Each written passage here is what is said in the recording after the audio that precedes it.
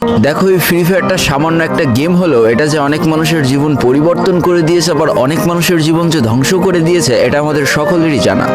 তবে সামান্য এই গেমটা যে গোটা একটা পরিবারকে আবার নতুন করে জীবন দান করবে, এটা আসলে সকলের অজানা ছিল। হ্যাঁ বন্ধুরা, আজকের গল্পটি এমনই একটা পরিবারকে নিয়ে যারা এই ফ্রি ফায়ার গেমটাকে একেবারেই সহ্য করতে পারতো না, বরং তাদের সন্তান যখন এই গেমটা খেলতো তারা আরো উল্টো বকাবকি করতো। আর ভাগ্যের কি অপূর্ব লীলা খেলা, দেখো সেই গেমটা আজকে গোটা পরিবারটাকে বাঁচিয়ে রেখেছে। আর এখন তার বাবা মা উৎসাহ দেয় তাদের সন্তানকে যে ফ্রি ফায়ার খেলো। এজন্যই চলো জেনে আসি আসলে কি এমন ঘটেছিল ওই পরিবারটার সাথে। তো বেশি ব্যাকপ্যাক না করে ছোট্ট একটা ইন্ট্রো দিয়ে আজকের ভিডিও শুরু করা যায়। তো আজকের গল্পটা শুরু হতে চলেছে ছোট্ট একটা গ্রামের ছোট্ট একটা পরিবারকে নিয়ে। বাবা মা এবং তাদের দুই সন্তান অর্থাৎ দুই ভাই, ছোট্ট একটা পরিবার, খুব সুন্দরভাবে তাদের জীবনযাত্রা চলে যাচ্ছিল। বড় ভাই একটা কোম্পানিতে লেবারের চাকরি করে, বাবা কৃষিকাজ করে, আর তাদের ছোট সন্তান অর্থাৎ ছোট ছেলে কিন্তু ক্লাস 8-এ পড়াশোনা করে। দারিদ্রতার বেড়াজালে আটকে পড়া পরিবারকে সাপোর্ট দেওয়ার জন্য তাদের বড় ভাইকে খুব অল্প বয়সে কাজে চলে যেতে হয়েছে। এই জন্য বড় ভাইয়ের পড়াশোনাটা ঠিকমতো হয়ে ওঠেনি। তবে বাবা মার একটাই স্বপ্ন ছিল যে তাদের ছোট সন্তান অর্থাৎ ছোট ছেলে যাতে উচ্চশিক্ষায় শিক্ষিত হয়। এই জন্য বাবা কৃষিকাজ করলেও সারাদিন মাঠে তুমুল কষ্ট করে এসে বাসায় যখন এসে দেখতো তাদের ছোট সন্তান পড়াশোনা করতেছে, সমস্ত কষ্ট এক চান্সে দূর হয়ে যেত। আর তাদের ছোট সন্তান পরিবারের অভাব দেখতে দেখতে বড় হচ্ছে, তো তাই সে একটা সময় ঠিক করেই ফেলে যে তাকে অনেক বড় হতে হবে, লেখাপড়া করে অনেক বড় মানুষের মতো মানুষ হতে হবে। আর ঠিক এমনটাই হতে থাকে। তাদের ছোট ছেলে খুব ভালো রেজাল্টও করতে থাকে, প্রত্যেক ক্লাসে টপ হতেও থাকে। তবে তার একটা বদ অভ্যাস ছিল, সেটা হচ্ছে ফ্রি ফায়ার গেম খেলা। করোনা চলার সময় যখন তার স্কুল বন্ধ হয়ে যায়, তখন তার বাবা এবং বড় ভাইয়ের জমানো কিছু টাকা দিয়ে তাকে একটা ফোন কিনে দেওয়া হয় অনলাইনে ক্লাস করার জন্য। তার ফোনটা ছিল 3 GB র্যামের একটা ফোন। তবে এইখান থেকেই তার ফ্রি ফায়ার গেমের সাথে পরিচয় হওয়া। সারাদিন পড়াশোনার ফাঁকে সময় পেলেই সে ফ্রি ফায়ার গেম নিয়ে বসে পড়তো। আগে যেমন বাইরে খেলাধুলা করতো, এখন সে আর বাইরে খেলাধুলা করে না, ঘরে বসে সারাদিন ফোন টিপে আর ফোনে গেম খেলে। এদিকে তার বাবা মা যখন ফ্রি ফায়ার গেম খেলা দেখতো তখন প্রচণ্ড পরিমাণ রেগে যেত, এমনকি মারধর পর্যন্ত করতো যে তুই এই গেম খেলা বাদ দিয়ে দে। তবে তাদের ছোট ছেলে যতই বাবা মার বাধ্য সন্তান হোক না কেন, ফ্রি ফায়ার গেমটা ছাড়তে সে একেবারেই নারাজ। প্রথম দিকে পড়াশোনার ফাঁকে ফাঁকে গেম খেললো, যখন তার বাবা মা তাকে বকা শুরু করে তখন সে রাতের অন্ধকারে গেম খেলা শুরু করে। তবে বন্ধুরা, বলে রাখা ভালো, সে কিন্তু তার পড়াশোনা একেবারেই ঠিক রেখেছিল, অর্থাৎ গেমের কোনো কালো ছায়া পড়াশোনার উপরে কোনোদিনই সে পড়তে দেয়নি, যার কারণে তার রেজাল্টটা মোটামুটি ভালোই হতো। এতদিন পর্যন্ত পরিবারের সবকিছু ঠিকঠাকই ছিল। এবার আস্তে আস্তে পরিবারটা একটু একটু করে ভাঙতে শুরু করবে। পরিবারের সকলের সম্মতিতে পরিবারের বড় ছেলের সাথে পাশের গ্রামের একটা মেয়ের বিবাহ সম্পন্ন করা হয়। আর যেন বিবাহের কয়েক মাস যেতে না যেতে বড় ভাইয়ের পরিবর্তন লক্ষ্য করতে শুরু করা যায়। এতদিন ছোট ভাইয়ের পড়াশোনা খরচ বড় ভাই আর বাবা মিলে চালিয়ে আসলেও এখন আর বড় ভাই কিন্তু ছোট ভাইয়ের পড়াশোনা খরচ দিতে রাজি হয় না।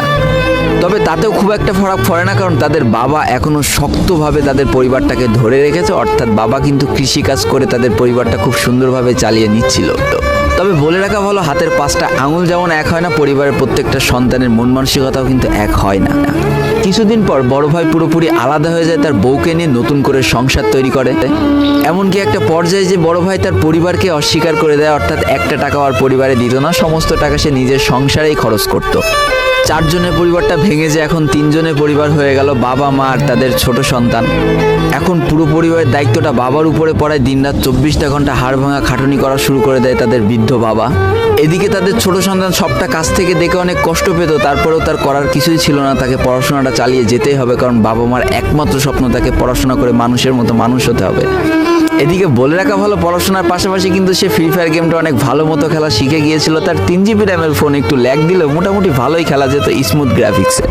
এমনকি সে আস্তে আস্তে টুর্নামেন্ট খেলাও শুরু করে। আর এখান থেকে যে টাকায় পেতো, 50 টাকা, 100 টাকা, 200 টাকা যা পেতো, সেই টাকাতে তার পরীক্ষার বই খাতা কিনতো, যাতে তার বাবার একটু কম পরিশ্রম করা লাগে, কম খাটনি করা লাগে। হাই রে, পরিবারের বড় ছেলে পরিবার থেকে আলাদা হয়ে গেল, আর ছোট ছেলে চিন্তা করছে বাবার কিভাবে কষ্ট কম করা লাগবে।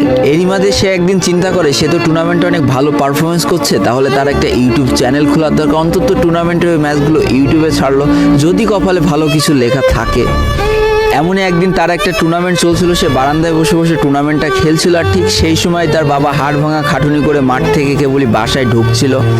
এমন সময় তার ছেলের পড়াশোনা বাদ দিয়ে গেম খেলা দেখে বাবা প্রচণ্ড পরিমাণ রেগে যায় আর ফোনটা ধরে একটা আছাড় মেরে দেয়, যার কারণে তার ডিসপ্লেটা ফেটে যায়। সেদিন সে ভাঙা ফোনটা আঁকড়ে ধরে অঝরে কেঁদেছিল, তার সমস্ত স্বপ্ন যেন এক নিমিষেই শেষ হয়ে গিয়েছিল। তারপরে সে স্কুলে যাওয়ার জন্য যে টাকা পেতো সেই টাকাগুলো জমিয়ে জমে একটা সময় তার ফোনের ডিসপ্লেটা ঠিক করে, আর ডিসপ্লে ঠিক করতে 1500 টাকা লেগেছিল, আর সময় লেগেছিল প্রায় 4.5 মাস। আর এই 4.5 মাসে সেই ইউটিউব চ্যানেলে যে জিমেলটা ছিল সেই জিমেলটাও সে ভুলে যায়, অর্থাৎ তার ইউটিউব চ্যানেলটাও নষ্ট হয়ে যায়।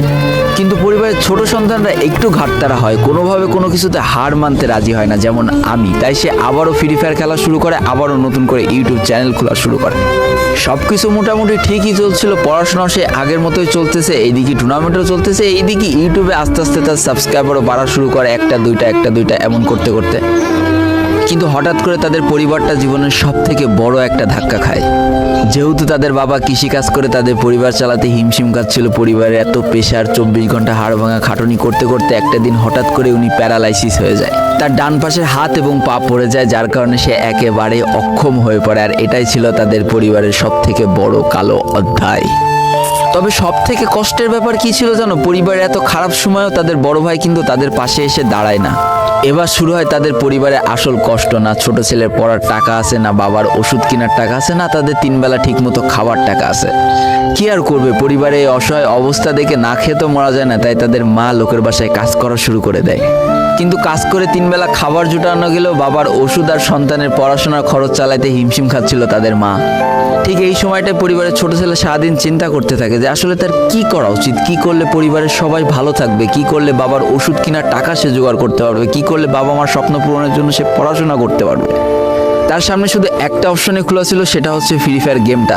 কি আর করবে, সারাদিন সে পড়াশোনা করতো আর সারা রাত ফ্রি ফায়ার গেম খেলে খেলে ভিডিও আপলোড করা শুরু করে ইউটিউবে। তোমরা শুনলে অবাক হয়ে যাওয়া, 24টা ঘন্টার মধ্যে সে মাত্র 4.5 ঘন্টা ঘুমাতো। দিনের বেলা স্কুলে থাকতো, স্কুল থেকে এসে সে একটা চার দোকানে কাজ করতো, চার দোকান থেকে বাসায় এসে পড়াশোনা করতো, পড়াশোনার পরে রাত্রেবেলা ফ্রি ফায়ার গেম খেলে ভিডিও আপলোড করতো। সৃষ্টিকর্তা হয়তো তাদের কষ্টটা দেখেছিল, তাই তার বেশি দিন কষ্ট করা লাগেনি। 4.5 মাসের মাথায় তার একটা ভিডিও ভাইরাল হয়ে যায়। ব্যাস, লাইফের মোড়টা এইখান থেকে ঘুরে গিয়েছিল। তোমরা সকলে জানো একটা ভিডিও ভাইরাল হলে আসলে কি হয়।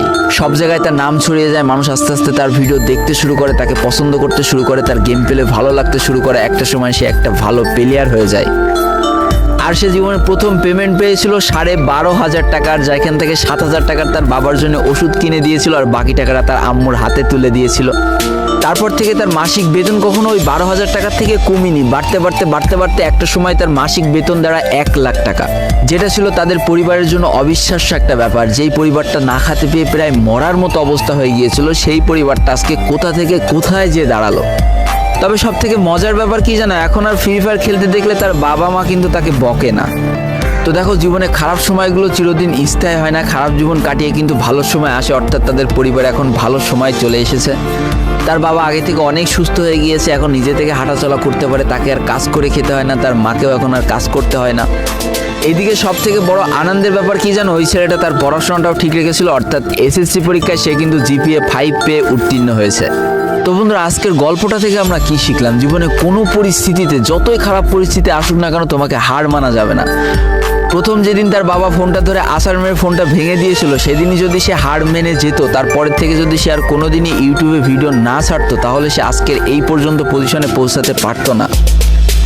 দারিদ্রতা বলো, না খেয়ে স্কুলে যাওয়া বলো, চার দোকানে কাজ করা বলো, বাবা মার অসহায় পরিস্থিতি বলো, কোনো কিছুই কিন্তু এই ছেলেটাকে দাবিয়ে রাখতে পারিনি।